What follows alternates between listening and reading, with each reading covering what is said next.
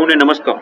Commissioner Shri ગ્રામ વિકાસની કચેરી ગુજરાત સરકાર શ્રી દ્વારા નિર્માણ ગુજરાત 2.0 પુરસ્કારો પોર્ટલ રજૂ કરવામાં આવે છે, જે સ્વચ્છ અને હરિત ગુજરાતની દ્રષ્ટિ પ્રાપ્ત કરવાની દિશામાં એક મહત્વપૂર્ણ પગલું છે. આ વિડીયોનો મુખ્ય ઉદ્દેશ્ય એ છે કે સ્વચ્છ ભારત મિશન અંતર્ગત કરવામાં આવતી ઘન અને પ્રવાહી કચરા વ્યવસ્થાપનની કામગીરીની માહિતી આમાં કેવી રીતે ભરવી, આ પોર્ટલમાં કેવી રીતે જે પ્રશ્નો આપ્યા છે એના જવાબો કયા કયા હોઈ શકે તેની વિસ્તૃત માહિતી આ વિડીયોમાં સમજાવવામાં આવશે. તો વિડીયોમાં શરૂ કરતા સૌથી પહેલા જ્યારે તમે આ પોર્ટલ ઓપન કરશો ત્યારે તમારી સમક્ષ યુઝર આઈડી રાખવાનું આવશે, તેમજ અહીંયા બીજામાં તમારે પાસવર્ડ નાખવાનો આવશે. તો આ યુઝર આઈડી અને પાસવર્ડ બીજી રો જે છે બીજી એમાં તમારે પાસવર્ડ નાખવાનો છે અને ઉપરમાં યુઝર આઈડી નાખવાનો છે. આ બંને વસ્તુ તમને અત્રેની કચેરીથી આપવામાં આવશે. આ પાસવર્ડ નાખ્યા બાદ તમારે કેપ્ચા કોડ, જે અહીંયા કેપ્ચા કોડ છે તે તમારે અહીંયા દર્શાવવાનો રહેશે. આ દર્શાવ્યા બાદ તમારે અહીંયા સાઇન ઇન ઉપર ક્લિક કરવાનું છે.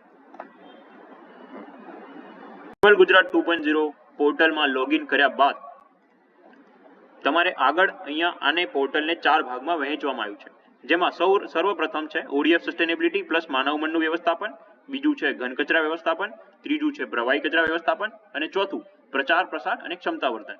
આ 4 જે ભાગ આપેલા છે તમારે તેમાં તમારે એક એક કરીને માહિતી ભરવાની રહેશે. જેમ કે જ્યારે તમે માનવ મળ વ્યવસ્થાપનની ઉપર અહીંયા ક્વિઝ નોટ કમ્પ્લીટેડ જે તમે જોઈ શકો છો એના પર ક્લિક કરશો ત્યારે તમને માનવ મળ વ્યવસ્થાપન અને ઓડીએફ પ્લસ સસ્ટેનેબિલિટી પ્લસને જેટલા બી લગત પ્રશ્નો હશે એ તમારી સ્ક્રીન ઉપર દેખાશે. હવે સર્વપ્રથમ આપણે બેઝિક ઇન્ફોર્મેશન થી શરૂઆત કરીશું કે જિલ્લાનું નામ શું છે. તમને દરેક ગામનું અલગ અલગ આઈડી મળેલ છે, જે પ્રમાણે તમારે જિલ્લા, તાલુકા અને ગામનું નામ ભરવાનું થશે નહીં, એ તમારી સ્ક્રીન ઉપર પહેલેથી જ દેખાશે. હવે સદર આપણે માની લઈએ ઉદાહરણ તરીકે કે આ સદર ગામમાં ઘરોની સંખ્યા જે છે એ 1000 છે. આ આપણે ઉદાહરણથી સમજીશું જેથી કરીને આગળ આપણે આને પૂરું કરી શકીએ. હવે ઘરોની સંખ્યા 1000 છે, તે મુજબ વર્તમાન વસ્તી આપણે માની લઈએ કે 5000 છે. તો આ આપણી વસ્તી થઈ ગઈ, આ આપણી ઘરોની સંખ્યા થઈ ગઈ. અહીંયા હું એક વસ્તુ તમારી સાથે પહેલા જ ક્લિયર કરી દઉં કે વર્તમાન વસ્તી જે છે એ તમારે 2024ની હાલની જે પંચાયતના વિભાગમાં હોય એ વસ્તી તમારે લખવાની છે. 2011ની વસ્તી લખવાની નથી. આમાં તમારે 2024ની જે હાલની પરિસ્થિતિમાં જે વસ્તી હોય તેની જ માહિતી આપવાની છે. હવે સર્વપ્રથમ આપણે પ્રશ્ન 1 ઉપર હવે અહીંયા આપણને પૂછી રહ્યા છે કે વ્યક્તિગત શૌચાલય ધરાવતા ઘરોની સંખ્યા, એટલે કે આપણે ઘરોની સંખ્યા પહેલા અહીંયા 1000 હતી, હવે માની લઈએ કે વ્યક્તિગત શૌચાલય ધરાવતા ઘરોની સંખ્યા 800 છે. તો એ 800 તમારે અહીંયા લખવું પડશે, જે તે ગામનું આ અલગ અલગ નંબર હોઈ શકે છે. ત્યારબાદ પ્રશ્ન 2, ગામમાં ચાલુ હાલતમાં હોય તેવા વ્યક્તિગત શૌચાલયોની સંખ્યા કેટલી છે. તો હવે 800 જે ટોટલ જે કુલ શૌચાલય ધરાવતા ઘરો છે તેમાંથી એવા કેટલા ઘરો છે કે જ્યાં શૌચાલય ચાલુ છે. તો માની લઈએ કે આ 700 એવા ઘર છે કે જ્યાં શૌચાલય છે અને જે ચાલુ હાલતમાં છે, અને 100 જ્યાં છે ત્યાં શૌચાલય ચાલુ હાલતમાં નથી. તો આ માહિતી ભરાઈ ગઈ. હવે પ્રશ્ન નંબર 3, ગામમાં વિવિધ ટેકનોલોજી હેઠળ બનેલ વ્યક્તિગત શૌચાલયની સંખ્યા, એટલે કે તમારા ગામમાં જે શૌચાલય બનેલા છે એને તમે કઈ સાયન્ટિફિક પદ્ધતિ દ્વારા જોડેલ છે, જેમાં એક ખાડાવાળું શૌચાલયથી છે. તો માની લો કે આપણે 800 શૌચાલય ટોટલ અહીંયા દર્શાવ્યા છે, તો એક ખાડાવાળા શૌચાલય આપણે 50 છે. એવા શૌચાલય 50 છે કે જેને આપણે એક ખાડાવાળા શૌચાલય સાથે જોડી દીધા છે. ત્યારબાદ ટ્વિન પીટ એટલે કે 2 ખાડાવાળું શૌચાલય, એને તમે કંઈક 400 નંબર આપીએ છે કે 400 એવા શૌચાલય છે જ્યાં ટ્વિન પીટ છે, તો તમારે અહીંયા 400 નંબર ભરવાનો આવશે. તે જ રીતે જો તમારા શૌચાલય સેપ્ટિક ટેન્ક સાથે જોડેલા હોય તો ત્યાં તમારે જે કઈ સંખ્યા આવતી હોય કે 50 કે 100, માની લઈએ કે 100 એવા શૌચાલય છે જે સેપ્ટિક ટેન્ક સાથે જોડેલા છે. એ જ મુજબ તમારે આગળ વધવાનું રહેશે. સેપ્ટિક ટેન્ક સાથે સુકપીટ જોડેલ હોય તો તેને નંબર તમારે અહીંયા બતાવવાનો છે. અહીંયા માની લઈએ છે કે 50 એવા છે, અને અન્ય જે છે એ તમારે ગટર વ્યવસ્થા સાથે જોડેલ છે, જે એવા 200 છે, તો આપણે 200 દર્શાવવાનું રહેશે. આ રીતે તમારે તમારા શૌચાલયની દરેકની માહિતી નંબરમાં ભરવાની રહેશે, જે કમ્પ્લીટલી છેક સુધી આંકડામાં રહેશે. હવે પ્રશ્ન નંબર 4, વ્યક્તિગત શૌચાલયમાં હાથ ધોવાની સગવડ ધરાવતા હોય તેવા ઘરોની સંખ્યા કેટલી, એટલે કે તમારે જે 800 શૌચાલય છે ઉપર કુલ શૌચાલય તેમાંથી હાથ ધોવાની સગવડ એટલે કે ત્યાં વોશ બેસિન હોય, પાણીની અવેલેબિલિટી હોય તો ત્યાં તમારે એનો નંબર લખવાનો છે કે 800 માંથી 600 એવા ઘર છે કે જ્યાં અમારે હાથ ધોવાની સગવડ છે, તો આ 600 નંબર ત્યાં થઈ ગયો. હવે પ્રશ્ન નંબર 5, ખાડ કુવા ખાલી કરવાનું સાધન ગામમાં આવે છે કે કેમ? જો તમારે ત્યાં જે આ શૌચ ખાડા છે, 1 ખાડાવાળા છે, 2 ખાડાવાળા છે, સેપ્ટિક ટેન્ક છે, તો આને ખાલી કરાવવાની પ્રવૃત્તિ કરવાની થાય છે. જો તમારે ત્યાં આવું ખાડ કુવા ખાલી કરવા માટેનું સાધન આવતું હોય તો તમારે હા લખવાનું છે, જો ના આવતું હોય તો ત્યાં ના લખવાનું છે. જો તમે અહીંયા હા લખશો તો પ્રશ્ન 5 નો પેટા પ્રશ્ન 5.1 આવી જશે તમારી સમક્ષ. ખાડ કુવા ખાલી કરવા માટેના સાધનો આ માનવ મનનો નિકાલ ફિકલ સ્લજ ટ્રીટમેન્ટ પ્લાન્ટ એટલે કે FSTP અથવા સુએજ ટ્રીટમેન્ટ પ્લાન્ટ એટલે કે STP માં ખાલી કરી રહ્યા છે, આ પ્રશ્ન આવશે. જો તમે આ STP કે FSTP માં ખાલી કરી રહ્યા છો, હા છે તો હા અને ના છે તો ના. જેમ કે તમે અગર આ માનવ મનનો નિકાલ કોઈ જમીન ઉપર કરી રહ્યા છો કે કોઈ નદી નાળામાં કરી રહ્યા છો તો આમાં તમારે ના દર્શાવવાનું રહેશે. અને જો તમે FSTP અથવા STP માં ખાલી કરી રહ્યા છો તો હા દર્શાવવાનું રહેશે. પ્રશ્ન નંબર 6, ખાડ કુવા ખાલી કરનાર સાધન કે વાહનની નોંધણી ગ્રામ પંચાયત કચેરીમાં કરવામાં આવે છે. એટલે કે આ નોંધણી, આ જે કંઈ બી છે, આ સાધન છે, વાહન છે, એની નોંધણી અગર જો તમે ગ્રામ પંચાયત કચેરીમાં કરો છો, જો હા તો હા, ના તો ના. એ રીતે તમારે પ્રશ્ન નંબર 6 નો જવાબ આપવાનો રહેશે. પ્રશ્ન નંબર 7, શું ગામમાં સામૂહિક શૌચાલય છે? હવે અહીંયા જો તમારે ના હોય તો તમારે ના દર્શાવવાનું રહેશે અને જો હા તો પેટા પ્રશ્ન 7.1 તમારી સમક્ષ આવી જશે, જે અંતર્ગત તમને પૂછવામાં આવશે કે સામૂહિક શૌચાલયની સંખ્યા જણાવો. એટલે કે હવે તમારા ગામમાં ટોટલ 4 સામૂહિક શૌચાલય બન્યા છે માની લઈએ, તો 4 સામૂહિક શૌચાલય અહીંયા દર્શાવવાનું રહેશે સંખ્યા. હવે નેક્સ્ટ પ્રશ્ન, અગર તમે 7.1 પણ હા પાડી છે, 4 છે, તો શું તમને અગર અહીંયા 1 લખશો, જ્યારે એક તમને આ ખાસ સમજાવીએ કે જ્યારે તમે 1 લખશો તો તમારી સમક્ષ પ્રશ્ન 8 બદલાઈ છે. એ અહીંયા લખશે કે શું સામૂહિક શૌચાલય કાર્યરત છે? તમારે હા ના આમાં જવાબ આપવાનો રહેશે. જો 1 થી વધારે છે એટલે કે 4 છે, તમારે અહીંયા પ્રશ્ન બદલાઈ જશે, શું બધા સામૂહિક શૌચાલય કાર્યરત છે? એટલે કે હવે 4 માંથી તમારે ત્યાં 3 સામૂહિક શૌચાલય છે જે કાર્યરત છે, તો ત્યાં તમે હા લખશો. 4 માંથી 1 સામૂહિક શૌચાલય કાર્યરત નથી તો અહીંયા ટોટલમાં પણ તમે ના લખશો. જો બધા જ કાર્યરત હોય તો જ તમારે 8મા નંબરના પ્રશ્નમાં હા લખવાનું રહેશે. તો આ રીતે આપણું ODF સસ્ટેનેબિલિટી પ્લસ માનવમળ વ્યવસ્થાપનની માહિતી પૂર્ણ થશે. આ પૂર્ણ કર્યા બાદ તમારે સેવ અને નેક્સ્ટ અહીંયા બટન એક આવશે, તેના પર ક્લિક કરવાનું રહેશે. આના પર ક્લિક કર્યા બાદ જ્યારે તમે મેઇન પોર્ટલ પર જશો, અહીંયા સક્સેસફુલ એવું લખાઈને તમારી સ્ક્રીન સમક્ષ આવી જશે. જ્યારે તમે મેઇન પોર્ટલ પર જશો ત્યારે અહીંયા પણ ક્વિઝ કમ્પ્લીટેડ એવું લખાઈને આવશે. બાકીની ક્વિઝ આપણે બાકી છે, ઘન કચરા વ્યવસ્થાપનની, પ્રવાહી કચરા વ્યવસ્થાપનની અને પ્રચાર પ્રસાર અને ક્ષમતા વર્ધનની, તો એમાં હજુ નોટ કમ્પ્લીટેડ છે.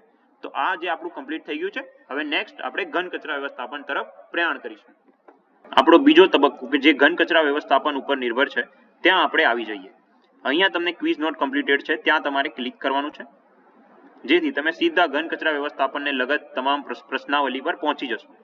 હવે અહીંની પ્રશ્નાવલી આપણે શરૂ કરીશું. પ્રશ્ન 1, શું ઘરે ઘરે સૂકા અને ભીના કચરાને અલગ કરવામાં આવે છે? એટલે કે જ્યાં સ્ત્રોત છે કચરાનો, એટલે ઘરે ઘરે જ સૂકા અને ભીના કચરાને અલગ કરવામાં આવે છે? જો હા તો હા, ના તો ના. તમારે અહીંયા હા દર્શાવવાનું રહેશે અને ના દર્શાવવાનું. જો તમે હા દર્શાવો છો તો ઘરે ઘરે સૂકા અને ભીના કચરાને અલગ કરતા ઘરોની સંખ્યા દાખલ કરો. હવે અગાઉ આપણે જોયું કે આપણે ઉદાહરણ તરીકે 1000 ઘરો લીધા હતા. હવે તમારે એક એરરનું ખાસ ધ્યાન રાખવાનું છે કે જો તમે એ ટોટલ હાઉસહોલ્ડ છે, કુલ હાઉસહોલ્ડ છે 1000, એનાથી વધારે આંકડો ભરશો તો અહીંયા એરર આવી જશે અને આગળ તમે ભરી શકશો નહીં. જે અહીંયા લખાયું છે કે ઘરોની સંખ્યા કરતાં વધારે ન હોવી જોઈએ. તો આ વસ્તુનું આપણે ધ્યાન રાખીશું. અને અહીંયા જેમ કે આપણે 1000 ઘરો અગાઉ લીધા છે સદર ગામમાં, એમાંથી 800 ઘર એવા છે કે જ્યાં આ ભીના અને સૂકા ઘરે ઘરેથી અલગ થઈને આપણી પાસે આવે છે. તો 800 નંબર આમાં આપણે બતાવવાનો રહેશે. આ આંકડો બતાવ્યા બાદ પ્રશ્ન નંબર 2, શું ગામમાં કચરાના સંગ્રહ અને પરિવહન માટે વાહન છે? જો આમાં તમને 4 અલગ અલગ ઓપ્શન આપેલા છે કે જો ગ્રામ પંચાયતનું પોતાનું વાહન હોય તો ત્યાં તમારે ક્લિક કરવાનું, જો બીજા ગામ સાથે તમે MOU દ્વારા જોડાણ કર્યું હોય તો તમારે બીજા ઓપ્શન પર ટિક કરવાનું, કોઈ ભાડેથી ટ્રેક્ટર કે ઈ રિક્ષા કે કોઈ રીતે તમે ચલાવી રહ્યા છો તો ભાડેથી એનો ત્રીજો ઓપ્શન છે ત્યાં તમારે ક્લિક કરવાનું, ઓર અગર પરિવહન માટે વાહન નથી તો ના ઉપર ક્લિક કરવાનું. ફોર એક્ઝામ્પલ આપણે પોતાના વાહન ઉપર ક્લિક કરીએ. હવે અહીં તમને પેટા પ્રશ્ન 2.1 જોવા મળશે. જો હા હોય તો ડોર ટુ ડોર કચરાના સંગ્રહ અને પરિવહનની ફ્રીક્વન્સી કેટલી છે? એટલે કે જો તમે દૈનિક કરી રહ્યા છો, આંતરે દિવસે કરી રહ્યા છો, ઓછામાં ઓછા 7 દિવસે એકવાર કરી રહ્યા છો, ઓછામાં ઓછા 15 દિવસે એકવાર કરી રહ્યા છો, કે 15 દિવસથી વધુ દિવસમાં એકવાર કરી રહ્યા છો, આ તમામ માહિતી તમારે આમાં ભરવાની રહેશે. અહીં આપણે ઉદાહરણ તરીકે દૈનિક લઈએ.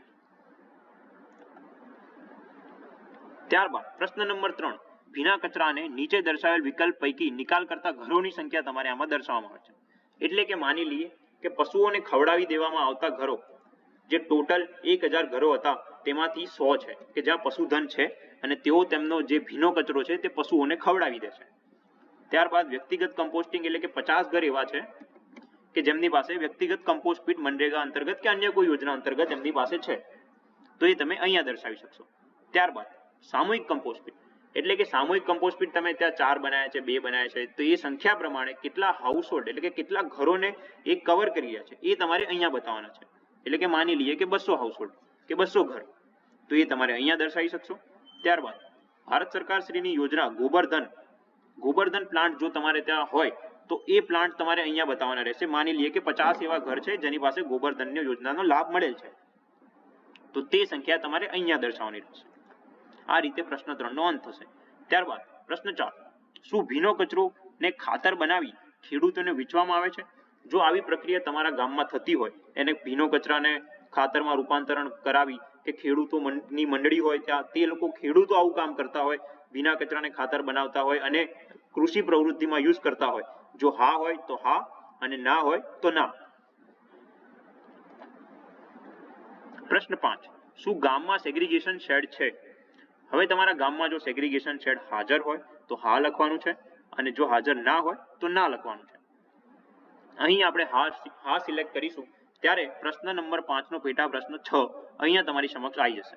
શું એકત્રિત કરાયેલ સૂકા કચરાને સેગ્રીગેશન શેડમાં લાવવામાં આવે છે કે કેમ? અહીં તમને એક પ્રશ્ન અગર થતો હોય તો એ પહેલા જ અહીંયા આપણે સોલ્વ કરી લઈએ કે સેગ્રીગેશન શેડ પર જે સેગ્રીગેશન એટલે કે અલગીકરણની પ્રવૃત્તિ થાય છે એ સૂકા કચરાને અલગ કરવા માટે થાય છે. જે આપણે ભીનો અને સૂકો કચરો અલગ છે એ તો આપણે સ્ત્રોત ઉપર જ કરીએ છીએ. ભીના કચરાને સ્ત્રોત ઉપર અલગ કરી તેમાંથી ખાતર બનાવવાનું છે અને સૂકા કચરાને સેગ્રીગેશન શેડ પર લાવીને સૂકા કચરામાં અલગ અલગ ટાઈપના સેગ્રીગેટેડ સોલિડ વેસ્ટ હોય, જેમ કે પ્લાસ્ટિક વેસ્ટ થઈ ગયો, ટાયર વેસ્ટ થઈ ગયો, પૂંઠા થઈ ગયા, કાગળ થઈ ગયા, આવા કચરાને અલગ કરવામાં આવે છે. તો શું સૂકા કચરા એટલા ખાસ માટે અહીંયા શબ્દ વાપરવામાં આવે છે કે સૂકા કચરાને સેગ્રીગેશન શેડમાં લાવવામાં આવે છે કે કેમ? જો સૂકા કચરાને લાવવામાં આવતો હોય તો હા અને ના લાવવામાં આવતો હોય તો ના. જો હા હોય પ્રશ્ન નંબર 6 માં જો હા હોય તો સેગ્રીગેશન શેડમાં લાવેલ સૂકા કચરાને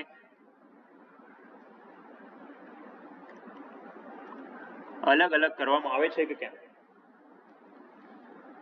તે જ પ્રશ્ન મેં અત્યારે સમજાવ્યો તે મુજબ પ્લાસ્ટિક અને પૂંઠા, કાગળ આવા વેસ્ટને તમે અલગ અલગ કરી રહ્યા છો કે કેમ તેની માહિતી તમારે આમાં ભરવાની છે. જો હા હોય તો હા અને ના હોય તો ના. અને અંતિમ પ્રશ્ન 8, શું સેગ્રીગેશન શેડ પર અલગ પડેલા કચરાને નિયમિતપણે ઉપાડવામાં અથવા નિકાલ કરવામાં આવે છે જે પર્યાવરણની દ્રષ્ટિએ યોગ્ય હોવું જોઈએ? તમે આ જે કંઈ બી કચરો છે તેને કોઈ રિસાયકલર એજન્સી સાથે જોડેલ હોય કે ત્યાં જે કંઈ બી કચરો અમે અલગ કરીએ છીએ તે વેચીને આમાંથી રેવન્યુ જનરેશન કરી શકાય કે કોઈ કબાડીવાળાને વેચીને તમે રેવન્યુ જનરેશન કરી શકાય. તો આ જે છૂટા પાડેલા કચરા છે તેને તમે કોઈને વેચો છો જે આગળ જઈને એને પર્યાવરણની દ્રષ્ટિએ નિકાલ કરે છે. જો આ રીતની પ્રોસેસ તમારે ત્યાં સૂકા કચરાની થતી હોય તો તમારે હા દર્શાવવાનું છે અને જો ના થતી હોય તો ના દર્શાવવાનું છે. આ રીતે તમારે ઘન કચરા વ્યવસ્થાપનની માહિતી પૂર્ણ થાય છે અને તમારે સેવ અને નેક્સ્ટ આગળ અહીંયા સિલેક્ટ કરવાનું રહેશે.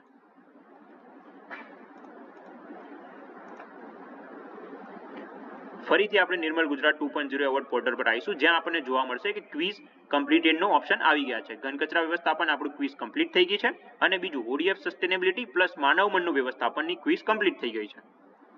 ત્રીજો અને આપણો મુખ્ય તબક્કો પ્રવાહી કચરા વ્યવસ્થાપન ઉપર પ્રશ્નાવલી તમારા સ્ક્રીન સમક્ષ આવશે. જે માટે તમારે સર્વપ્રથમ ક્વિઝ નોટ કમ્પ્લીટેડ ઉપર ક્લિક કરવાનું રહેશે.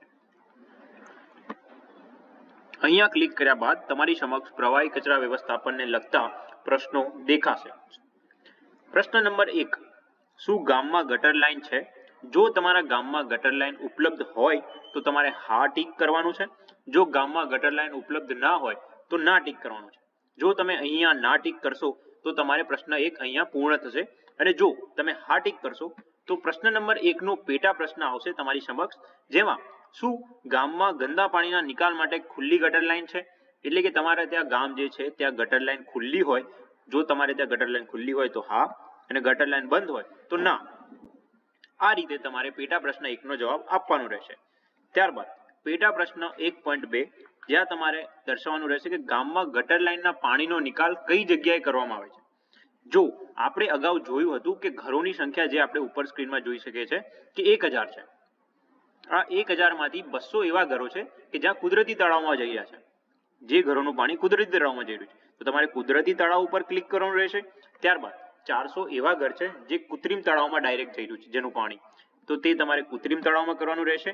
અને 200 ઘર એવા છે કે જ્યાં ટ્રીટમેન્ટ પ્લાન્ટથી એનો યોગ્ય નિકાલ થઈ રહ્યો છે, તો તમારે ટ્રીટમેન્ટ પ્લાન્ટ ઉપર ક્લિક કરવાનું છે. એટલે અહીં આ ઓપ્શનમાં તમે 1 થી વધારે ઓપ્શન સિલેક્ટ કરી શકશો. ત્યારબાદ પ્રશ્ન નંબર 2, શું ગામમાં વ્યક્તિગત ગ્રે વોટર મેનેજમેન્ટની વ્યવસ્થા છે? એટલે કે મનરેગા અંતર્ગત વ્યક્તિગત અસ્કયામતો ગામમાં બનવામાં આવતા હોય છે. જો ગામમાં તમારે આ અંતર્ગત ગ્રે વોટર માટે વ્યક્તિગત મેનેજમેન્ટની વ્યવસ્થા હોય તો તમારે હા ટીક કરવાનું છે, અને ના હોય તો ના ટીક કરવાનું છે. તો આપણે ના ટીક કરીશું અને હવે હા ટીક કરીશું. હા ટીક કર્યા બાદ તમારે પેટા પ્રશ્ન આવશે તમારી સમક્ષ, જેમાં 2.1 માં ગામમાં ગ્રે વોટર મેનેજમેન્ટ માટે વ્યક્તિગત અસ્કયામતોની વ્યવસ્થા ધરાવતા કુલ ઘરોની સંખ્યા દાખલ કરવાની રહેશે. હવે જેમ કે સ્ક્રીન ઉપર આપણે જોયું હતું કે કુલ ઘરોની સંખ્યા 1000 હતી. ત્યારબાદ હવે અહીંયા આવી જઈએ 2.1 માં કે શોકપીટ દ્વારા આપણે માની લઈએ કે 50 ઘરો જે છે તે શોકપીટમાં આવરી લેવામાં આવે છે. 100 ઘર એવા છે કે જે મેજિક પીટમાં આવરી લેવામાં આવે છે. 30 ઘર એવા છે કે જે લીચ પીટમાં આવરી લેવામાં આવે છે, અને 20 ઘર એવા છે કે જે કિચન ગાર્ડનમાં આવરી લેવામાં આવે છે.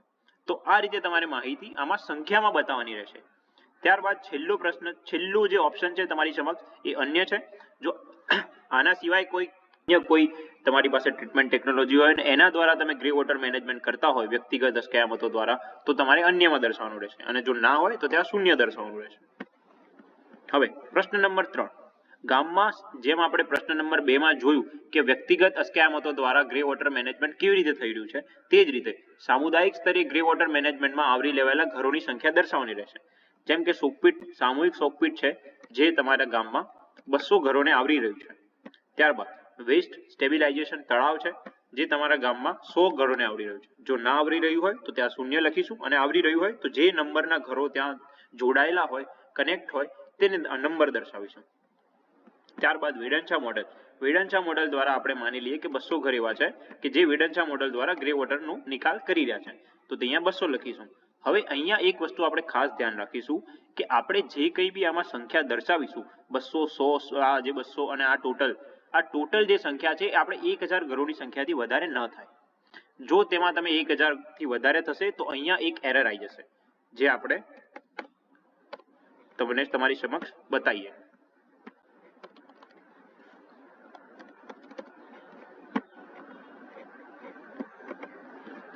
ઘરોની સંખ્યા કરતા વધારે ન હોવી જોઈએ. તો જો તમે અન્યમાં કે કોઈ બી પોર્શનમાં તમે અગર ટોટલ સંખ્યા જે આપણે અહીંયા થઈ રહી છે વ્યક્તિગત અસ્કયામતો દ્વારા ઘરોનું જોડાણ અને સામુદાયિક સ્તરે ગ્રે વોટર મેનેજમેન્ટ, આ બંનેમાં જો તમારે 1000 થી વધારે, કે જે આપણે અગાઉ જોયા પ્રમાણે કુલ ઘરોની સંખ્યા હતી એનાથી વધારે થશે તો એરર આવી જશે, જેથી તમારે આ વસ્તુનું ખાસ ધ્યાન રાખવાનું છે. જો હવે તમારે અન્ય કોઈ ટ્રીટમેન્ટ ટેકનોલોજી તમારા ગામમાં ન હોય તો અહીંયા આપણે શૂન્ય કરીશું. આ શૂન્ય કર્યા બાદ આ તમામ ગ્રે વોટર મેનેજમેન્ટની માહિતી ભર્યા બાદ આપણે સેવ અને નેક્સ્ટ બટન પર ક્લિક કરીશું. આ બટન પર ક્લિક કર્યા બાદ તમારે નિર્મળ ગુજરાત 2.0 એવોર્ડમાં અહીંયા તમે એકવાર ચેક કરી લેશો કે ક્વિઝ કમ્પ્લીટેડ એવું લખાવીને માનવ મળનું વ્યવસ્થાપનમાં, ઘન કચરા વ્યવસ્થાપનમાં અને પ્રવાહી કચરા વ્યવસ્થાપનમાં ક્વિઝ કમ્પ્લીટેડ એવું ઓપ્શન આવી ગયું હશે. હવે આપણે એક અને છેલ્લો જે એનો ભાગ છે પ્રચાર, પ્રસાર અને ક્ષમતાવર્ધન, તેના પર કામ કરીશું. પ્રચાર, પ્રસાર અને ક્ષમતાવર્ધન માટે પ્રશ્ન નંબર 1, ગામમાં નીચે દર્શાવેલ પૈકી કયા કયા આઈસી પ્રચારના સંદેશાઓ જાહેર સ્થળોએ દ્રશ્યમાન છે? એટલે કે ભીંત ચિત્ર, શેરી નાટક, આવી બધી પ્રક્રિયા આઈસી અંતર્ગત ગ્રામ્ય કક્ષાએ થતી હોય છે. તો આ બધી જે પ્રક્રિયા થાય છે એ કોને લગત છે, શેના માટે કરી રહ્યા છો? જો તમે શૌચાલયનો ઉપયોગ કરવા માટે કોઈ જાહેર એક્ટિવિટી કરી રહ્યા છો તો શૌચાલયના ઉપયોગ માટેની જો અવેલેબલ હોય, ભીંત ચિત્ર અવેલેબલ હોય, શેરી નાટક કર્યું હોય, તો આ રીતનું અગર તમારે ત્યાં કામ થયું હોય તો તમારે શૌચાલયના ઉપયોગ પર ક્લિક કરવાનું છે. જો ભીના કચરા વ્યવસ્થાપન માટે તમે આઈસી એક્ટિવિટી કરી હોય, એટલે કે તમે સોર્સ ઉપર સ્ત્રોત ઉપર સેગ્રીગેશન કરવાનું જણાવતા હોય ગામને, એમાં અવેરનેસ લાવવાના કેમ્પેન કરતા હોય, ભીના કચરાને અને સૂકા કચરાને અલગ કરવા માટે, ભીના કચરામાંથી ખાતર બનાવવા માટેની પ્રક્રિયા સમજાવતી પોસ્ટર્સ હોય, તો આ બધી જો વસ્તુઓ તમારા ગામમાં ઉપલબ્ધ હોય તો તમે એના ભીના કચરા પર ક્લિક કરશો. પ્લાસ્ટિક કચરા વ્યવસ્થાપન માટે જો સેગ્રીગેશન શેડ પર આવેલો પ્લાસ્ટિકને અલગ અલગ સેગ્રીગેટ કરીને તેને કબાડીવાલા, રિસાયકલર એજન્સી કે તેનું પ્રોસેસિંગ કરીને કોઈ ઇન્ડસ્ટ્રીને આપી રહ્યા છો તો તમે પ્લાસ્ટિક કચરા વ્યવસ્થાપન પર ક્લિક કરી શકશો, કે જે તમે આઈસી દ્વારા આને પ્રોત્સાહન આપી રહ્યા છો. અન્ય આઈસી દ્વારા પ્રોત્સાહનમાં તમે ગોબરધન માટે કોઈ એક્ટિવિટી કરી હોય, કોઈ ભીંત ચિત્ર બનાવ્યું હોય, કે કોઈ આઈસી એક્ટિવિટી અન્ય ગોબરધનને લગત કરી હોય તો તેના માટે તમે ગોબરધન પર ક્લિક કરશો. ગ્રે વોટર મેનેજમેન્ટ માટે તમે કંઈ કર્યું હોય તો ગ્રે વોટર મેનેજમેન્ટ પર ક્લિક કરશો. માનવ મળ વ્યવસ્થાપન માટે જેમ કે માની લઈએ કે કોઈ ટેન્કર છે જે સેક્સ્યુઅલ વેહિકલ છે, આ વેહિકલ માનવ મળનો નિકાલ કરવા માટે, તેને દરેક ઘર ખાડા ખાલી કરવા માટે અવેલેબલ છે, તો તેની માહિતી દર્શાવતું એક બોર્ડ ગ્રામ પંચાયતની દરવાજે કે ગ્રામ પંચાયતની સામે કોઈ દિવાલે લગાવેલું હોય તો આ રીતનું કોઈ આઈસી દ્વારા એમને દરેક ગ્રામજનોને ખબર હોય, એને અવેરનેસ આવે કે ભાઈ માનવ મળનું વ્યવસ્થાપન કરવા માટે આપણે ત્યાં આ ફેસિલિટી ઉપલબ્ધ છે અને આ રીતે માનવ મળ કરી શકાય છે, તો તે તમે અહીંયા ક્લિક કરશો. ત્યારબાદ છેલ્લું હેન્ડ વોશિંગ અને માસિક ધર્મ સ્વચ્છતા વ્યવસ્થાપન સહિતની સ્વચ્છતા પ્રોત્સાહન રિલેટેડ કઈ તમારા ત્યાં આઈસી થયું હોય તો તેના પર ક્લિક કરીશું. અગર નથી થયું તેના પર ક્લિક નહીં કરીએ તો આમાં પણ તમે મલ્ટિપલ ઓપ્શન સિલેક્ટ કરી શકશો છેક સુધી. તો તમે આમાંથી 2 કામ બી કર્યા હોય, 3 બી કરી શક્યા હોય કે બધા બી કરી શક્યા હોય, તો તમારા ગામમાં જે કંઈ બી કામગીરી થઈ હોય તે પ્રમાણે તમારે આમાં ક્લિક કરવાનું રહેશે. પ્રશ્ન નંબર 2, શું ગામમાં તમામ જાહેર સ્થળોએ દેખીતી રીતે સ્વચ્છ છે? તો તમારે અહીંયા પેટા પ્રશ્નો આવશે કે શું ગામમાં જાહેર જગ્યા પર કચરાનો ઢગલો દેખાય છે? તો ગામ આખું તમારે આમાં આવી જશે. એટલે કે માની લઈએ કે કોઈ 3-4 જગ્યા એવી છે, આખું ગામ ચોખ્ખું રહે છે, પણ 3-4 જગ્યા એવી છે કે જ્યાં કચરાનો ઢગલો થાય છે, આજે પણ ડમ્પિંગ સાઇટ બનેલી છે, તો તમારે અહીંયા ના લખવાનું રહેશે. જો કોઈ પણ જગ્યાએ કચરાનો ઢગલો નથી થતો તો તમે હા લખશો અહીંયા અને હા પર ક્લિક કરશો. બીજો પેટા પ્રશ્ન, કોઈ જાહેર જગ્યાએ ગંદુ પાણી ભરાય છે, એટલે કે ચોમાસા કે કોઈ ગામમાં ધાર્મિક પ્રસંગ હોય કે કોઈના ઘરે પ્રસંગ હોય, આવા સમયગાળા દરમિયાન કે કોઈ બીજા સમયગાળા દરમિયાન તમારે ત્યાં ગંદુ પાણી ઉભરાય છે કે એવો કોઈ પ્રશ્ન સર્જાય છે ગામની પરિસ્થિતિમાં, જો આવી પરિસ્થિતિ ત્યાં સર્જાતી હોય, હા હોય તો હા લખવાનું છે. જો તમારે ત્યાં સર્જાતી ન હોય તો ના પર ક્લિક કરીશું. પ્રશ્ન નંબર 3, શું ગામમાં પાણીની સ્વચ્છતા સમિતિઓ કાર્યરત છે? દરેક ગામમાં પાણી અને સ્વચ્છતા સમિતિની એક સમિતિ બનેલ હોય છે. જો તેઓ કાર્યરત કરી રહ્યા છે, તેમના કામ કરી રહ્યા છે, તો તમારે અહીંયા હા લખવાનું છે, અને જો એવી સમિતિ નથી તો તમારે ના લખવાનું છે.